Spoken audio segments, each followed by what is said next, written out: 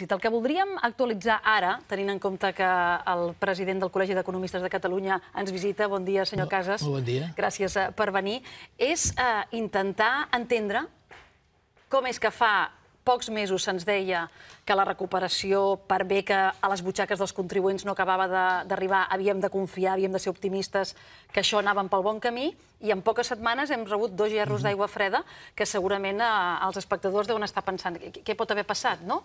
Ahir l'informe del Banc Central, del Banc d'Espanya, és bastant contundent, no? Desacceleració de l'economia, cau el consum... Què ha passat? Bé, a veure, hi ha diverses causes, no? D'entrada diríem que hi ha un problema greu a Europa. A Europa, essencialment, els dos nuclis importants, que són Alemanya i França, estan, com diu el mateix Draghi, en punt mort. S'han parat. També és cert que altres països de la zona euro, Itàlia està en recessió i la resta creix molt poc.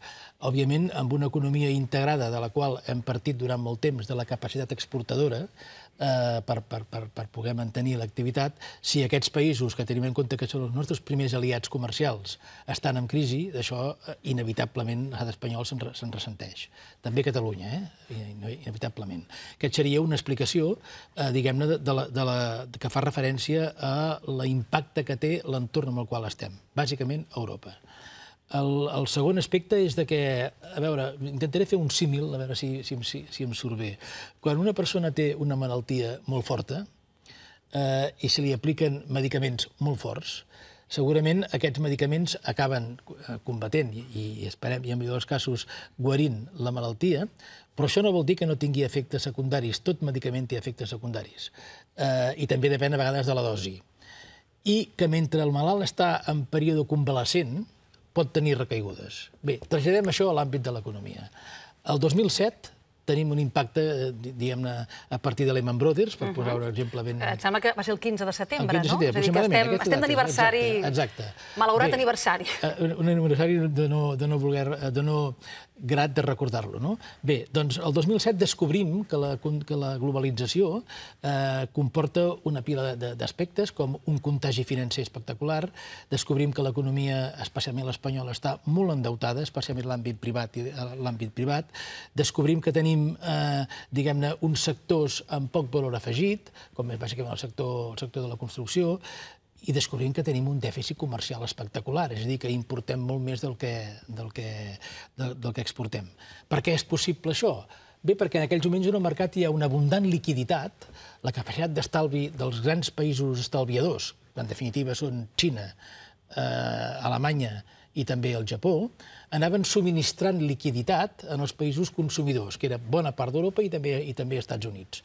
Quan descobrim això, i que això genera un estat, diguem-ne, de consciència d'on estem, s'aplica una pila de mesures que en aquell moment eren imprescindibles. Bé, cal dir que l'estat espanyol, si recordem, no ho fa fins al 2010. Amb la qual cosa, tota aquesta situació es va anar agreujant. El 2011-2012, quan comencem a aplicar mesures per corregir això, si recordem, tenim la crisi de l'euro. I també hem de recordar que el senyor Draghi pràcticament va salvar l'euro dient faré allò que sigui necessari i serà, a més suficient. Aquesta crisi de l'euro comporta una enorme desconfiança entre nord i sud, entre països exportadors i estalviadors i països, diguem-ne, que encara havien de fer les seves reformes, i a partir d'aquí també s'aplica una altra part de la medicina, que continua sent corregir els grans desequilibris. Quins eren? El del dèficit públic, que vol dir que hem de reduir la part de despesa per poder assolir els compromisos que tenim, el del dèficit comercial, que vol dir guanyar competitivitat, i aquest guany de competitivitat el fem essencialment a partir de reducció o contenció salarial, i el fem a partir de desendeutar-nos. Bé, tot això que s'havia de fer, tard o d'hora també té els seus impactes. I ara arribem i què ens trobem? Ens trobem que la política de contenció salarial, imprescindible per guanyar competitivitat, té un impacte claríssim al consum interior. La gent gasta menys perquè té menys diners. Que la política de reducció del dèficit públic, que s'havia de fer perquè era un dèficit públic desbocat, doncs acaba tenint impacte també en la prestació de serveis i en la generació de l'Estat per crear activitat. I la política d'austeritat que repeteixo que és un problema d'efectes secundaris i de dosi, com la farmacologia, doncs també té els seus efectes en el conjunt d'Europa. Clar, ara tenim, si em permet l'expressió, el virus de la crisi ha mutat i ara tenim altres aspectes derivats d'un mateix procés que comença el 2007. Estem en el pitjor moment dels efectes secundaris? Jo diria que com a mínim són els moments en què es revelen aquests efectes secundaris amb tota la seva extensió, que vol dir que no hi ha creixement, i no hi ha creixement perquè a sobre hi afegim una altra cosa que el senyor Draghi diu molt clarament, que és que, com a conseqüència del sobreendeutament de l'economia privada, especialment bancària, aquest sobreendeutament s'havia de reduir. Això ha tingut com a conseqüència directa que la fluïdesa de crèdit s'ha limitat molt. I això encara passa ara, perquè malgrat els esforços per subministrar liquiditat, costa que això arribi en el sector productiu. Mario Draghi, la seva última compareixença, en fi, sembla que no pugui fer més perquè el crèdit s'acabi d'obrir l'aixeta i arribi a l'economia real, no? Quina manera hi ha per aconseguir això d'una vegada, que tothom assenyala que és un dels punts febles? És un dels punts. El Draghi ha fet molt, ha baixat els tipus d'interès pràcticament a zero, ha penalitzat els recursos de la banca que hi ha al Banc Central Europeu i està disposat a subministrar liquiditat comprant i donant finançament, inclús obtenint com a garanties que eren molt poc sòlides un temps enrere. Però tot això ho ha fet. Ara, ens topem amb dues coses. Primer, la banca necessita i està encara en preprocés de desapalancament, de desendeutament. Tenint en compte que a finals d'octubre sortiran els tests que s'ha fet a tota Europa per veure fins a quin punt les mesures de capitalització s'han complert o no. Per tant, encara estem en una fase molt preventiva. Hi ha dues maneres d'incrementar la capitalització. Aquest capital... La banca s'està encara arreglant ella mateixa? La banca s'està arreglant ella mateixa i està pendent del resultat de les proves d'octubre sobre el test que s'han fet. Perquè si no superen aquest test, hauran de continuar fent mesures de capitalització. Llavors, per aconseguir aquest capital, es pot fer de dues maneres. O bé aportes més, per ser una posició de capital, o si aquest capital, com que es fa en funció del risc ponderat, doncs el que fas és rebaixar el risc per poder tenir el percentatge de capital que et demanen. Per tant, això hi és. I també hi ha una certa, diguem-ne, aversió al risc com a conseqüència de que s'ho han passat molt malament, ens ho hem passat tots molt malament durant aquests anys de projectes, diguem-ne, poc sòlids des d'un punt de vista financer i econòmic. Però s'ho ha passat més malament la gent que la banca, professor Casas. Totalment d'acord. No, per descomptat, no posaria al mateix nivell la gent que s'ho ha passat malament que la banca que ha tingut uns ajuts obvis. També és cert que els ha tingut perquè si no hi hagués hagut aquest ajut a la banca, probablement els seus efectes, una crisi bancària té uns efectes devastadors que també acaben afectant a la gent. Per tant, doncs, tots van passar malament i, òbviament, la persona, la gent, s'ho passa molt més malament que les grans corporacions perquè és obvi. Llavors, també la banca diu, i en part pot ser veritat, que més que manca de finançament, en aquests moments el que hi ha també és manca de projectes solvents. Exactament això què vol dir? Miri, vol dir que el 2007 i 2008, inclús 2009, a l'època, diguem-ne, esplendorosa, tots els projectes eren pràcticament solvents. I això part del que ens passa ara és per això. Ara, un projecte solvent té més requeriments que els que tenia anys enrere. I això vol dir dues coses. Una, que la banca ha d'explicar quins són aquests criteris de solvència que ara són imprescindibles i el demandant de crèdit també hem de saber que, a diferència de temps enrere, l'equilibri entre el capital propi i el capital extern és molt més rigorós que el que era temps enrere. Tot això és un procés d'adaptació i que no es fa d'un dia per l'altre. Però al final de tot això, el resultat és que hi ha un problema d'arribar al finançament en les iniciatives tant a la gent com a les empreses. Un problema del qual tampoc ens en sortim és l'atur i també se'ns assenyala constantment. Com sobreviu un país amb un 25% d'atur i amb unes previsions de millorar-lo que francament fan angúnia dir-les, perquè ens posem en situacions de molts i molts anys. Bé, doncs sobreviu, en el cas de l'estat espanyol, sobreviu a base de dues coses. Jo diria de tres. Una, a partir d'una reducció del nivell de benestar, evident. El segon tema és que segurament tenim una part d'economia submergida o d'economia irregular relativament important. Tots els estudis ho situen entre un 20-25%. I després, aquest nivell d'atur, tenint en compte que les prestacions socials arriben on arriben, en el nostre cas també, i cosa que no tenen altres estats d'Europa, sobreviuen perquè hi ha una xarxa de suport que passa des de la família, passa per organitzacions, diguem-ne, sorgides de la pròpia societat, per exemple, Càritas, però no únicament Càritas, que el que fan és donar resposta a una situació que segurament si l'hagués de donar l'Estat no ho podria fer i tindríem una situació molt més convulsa de la que tenim. Però això para el cop. Això para el cop. Però no posa les bases per crear nous llocs de treball. No, les bases d'un lloc de treball, a veure, hi han d'haver-hi, primer, repeteixo, tres coses. Una, créixer. Per tant, ha d'arribar flux financer a les empreses, han d'haver-hi iniciatives, hi ha d'haver-hi gent, ha d'haver-hi emprenedors. Si no hi ha emprenedors, doncs difícilment reduirem aquest nivell d'atur. Això una cosa. Dues, fa falta polítiques actives d'ocupació, perquè el greu d'una persona que es queda fora del mercat de treball, a part que perd la disciplina laboral, que és important, és que, mentrestant, l'evolució tecnològica és molt forta. Per tant, aquesta persona, com més temps passa lluny del mercat de treball, més difícil li és incorporar-se, perquè quan va al mercat de treball, tecnològicament està en una altra situació. I només es pot combatre això a partir de polítiques actives d'ocupació molt potents, que vol dir, essencialment, formació. Però quin tipus de formació? Repeteixo, la formació aquella que permet estar al nivell que tecnològicament es demanen avui en els processos nous de caràcter productiu. Són dues condicions.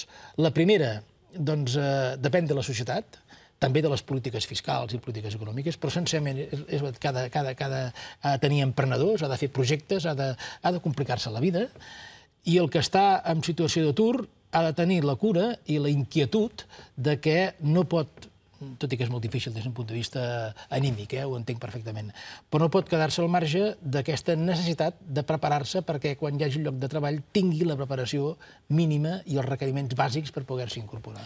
Ahir el conseller d'Economia en una televisió tornava a insistir que se li fa molt difícil quadrar els números pels pressupostos. La Generalitat sabíem també aquesta setmana que torna a deixar a deure entitats del tercer sector especialment.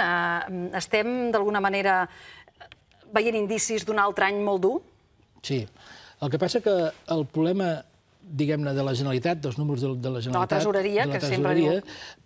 Depenen, òbviament, de l'entorn. Si l'entorn és més dolent, també ho serà, però essencialment depèn del model de finançament. És a dir, depèn de la no existència d'un model de finançament en aquests moments. El 2014 hi havia d'haver un nou model de finançament i per raons de caràcter polític no hi és. Això genera una situació, diguem-ne, molt complicada perquè, així com la despesa és regular i cal dir que la Generalitat, des del 2010 fins ara, ha fet una reducció de prop de 6.000 milions d'euros, que són molts milions. L'esforç que ha fet la Generalitat per quadrar els números és espectacular. Estem parlant de 4 anys, 6.000 milions d'euros. Estava a 8.000 de dèficit i aquest any se li posa, l'any 2014 ha de ser de 2.000 i l'any que ve ha de ser de 1.400. Per tant, l'esforç hi és molt. Per el cantó de la despesa. Pel cantó dels ingressos es poden fer dues coses. Una, que és el que ha fet, diguem-ne, desprendre's d'actius per obtenir liquiditat o posar taxes i impostos en l'àmbit de la seva competència, que són els cedits o transferits. Tot això té el recorregut que té. És a dir, un edifici o un actiu te'l pots vendre una vegada, admetent que te'l venguis, a més, a bon preu, perquè tothom sap que quan hi ha obligació de vendre, difícilment... Hi havia 2.000 milions en els últims pressupostos que crec que no s'han assolit ni molt menys. Exacte, no s'han materialitzat. Llavors veurem quin impacte té això en la tresoreria. I la tercera pota és el model de finançament. El model de finançament, que ara no existeix, però el que hi havia era un model de finançament que consistia en el següent. Dels grans tributs bàsics, l'IRPF, l'IVA, doncs hi ha un 50% d'aquests impostos que van, per entendre'ns, a un pot, a partir del qual allà es distribueix el finançament de les comunitats autònomes. Com es distribueix? Essencialment basant-se en la població, però no únicament amb la població. També es té en compte la dispersió, l'envelliment, una sèrie de paràmetres, no? És relativament complex el model de finançament. M'imagino. Donaria per parlar-ne un dia sencer. Però al final de tot, de tota aquesta operació, el que sí és cert és que el ciutadà de Catalunya rep del sector públic, de la seva Generalitat, rep un import pràcticament igual o inferior a la mitjana. El que vol dir que si som, per entendre'ns, la tercera comunitat en aportació de recursos, quan hem fet tota aquesta distribució passem a ser la número 10. Clar, si en lloc de ser la número 10 ens mantinguéssim, ja no dic a la tercera, però a la quarta o a la cinquena, probablement no tindríem els problemes que tenim. Per tant, és un problema de finançament o de manca de model de finançament. Senyor Casas, no sé si va tenir oportunitat d'escoltar les paraules una mica relacionat amb això del president de la COE, Joan Rossell, dient que la gestió econòmica a Catalunya havia estat un desastre els últims anys. Personalment no les comparteixo. Personalment no les comparteixo.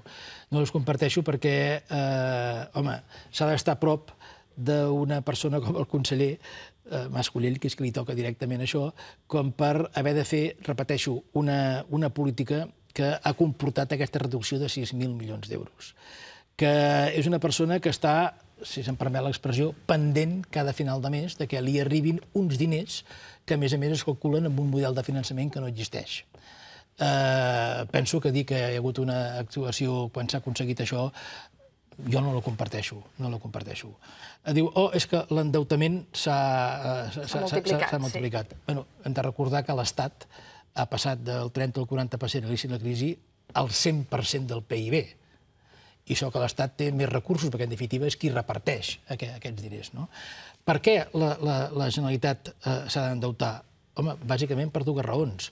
Una, perquè continua tenint un dèficit, efectivament, té un dèficit, per això que he explicat, i després perquè amb un pressupost públic el flux d'ingressos i despeses no és mai simètric. És a dir, la despesa és molt regular, la major part de la despesa, i més la que fa la Generalitat, que és serveis socials, educació, sanitat. Té una despesa que mensualment ha d'anar pagant.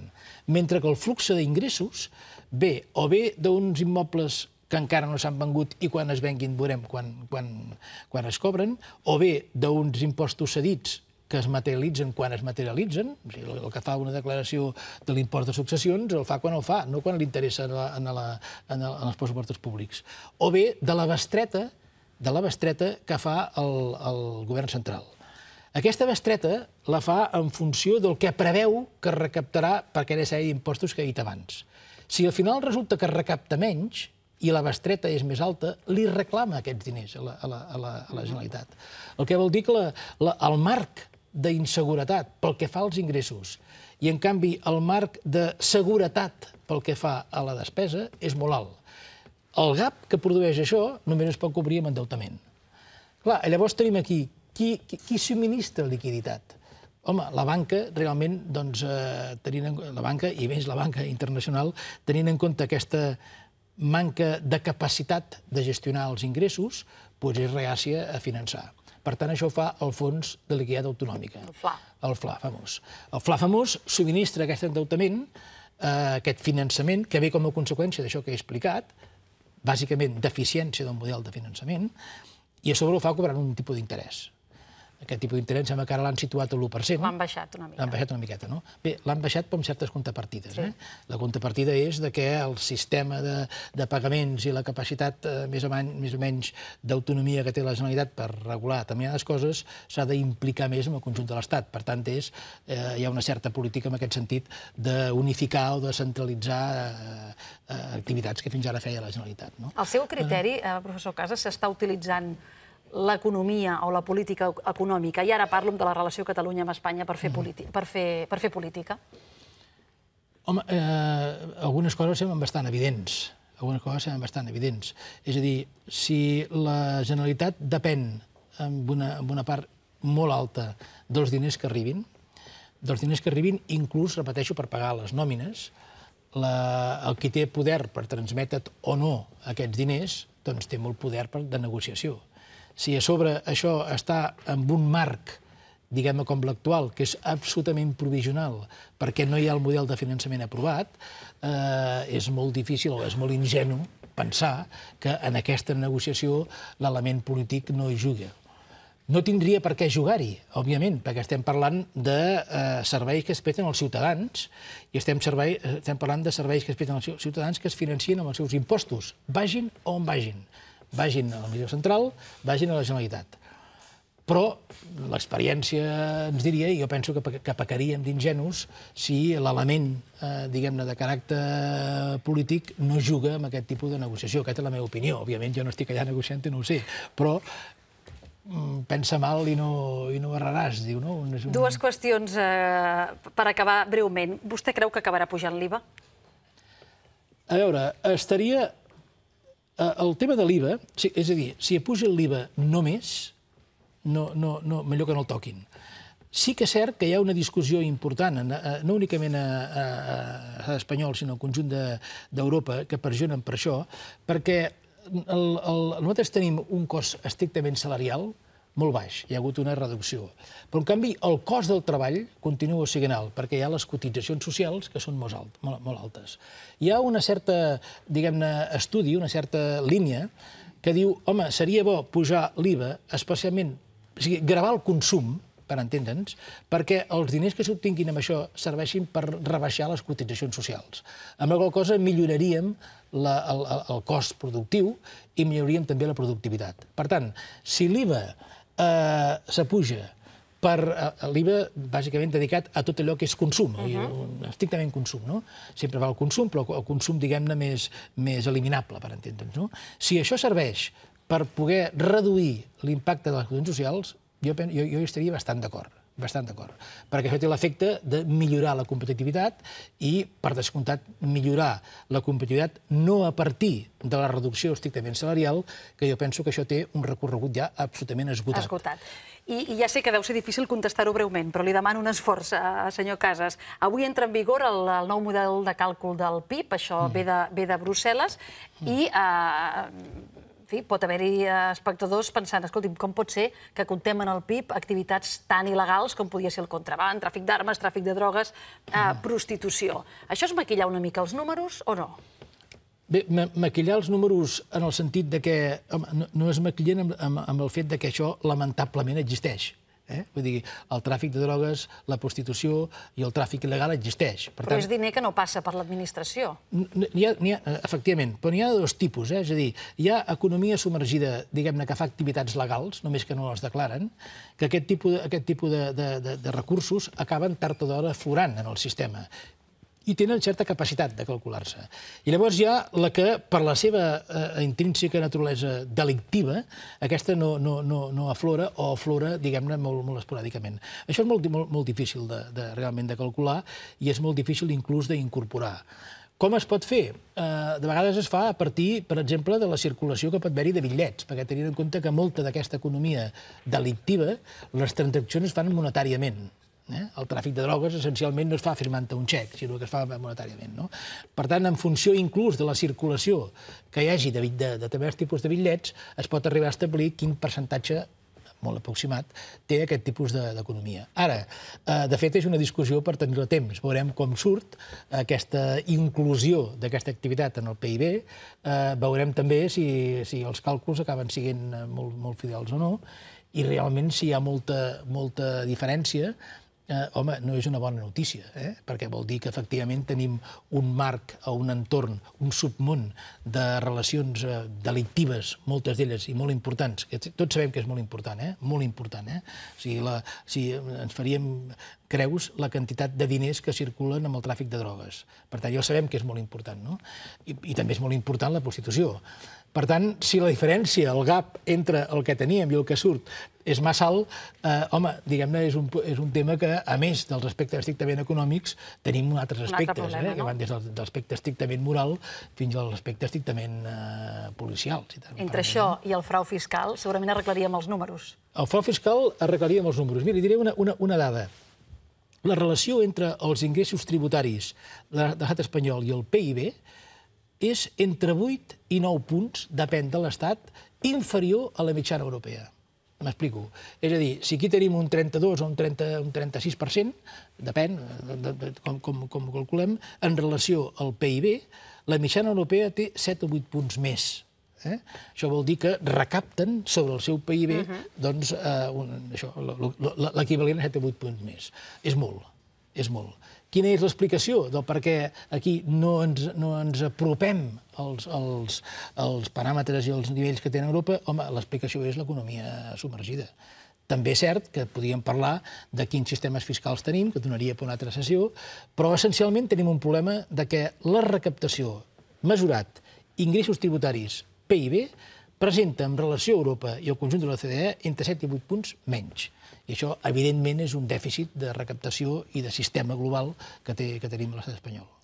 Joan B. Casas, moltes gràcies per visitar-nos aquest matí. Li agraïm la visita i el repàs als temes econòmics, que no són pocs els que hi ha sobre la taula. Gràcies i bon dia. Són les 9:06 del matí.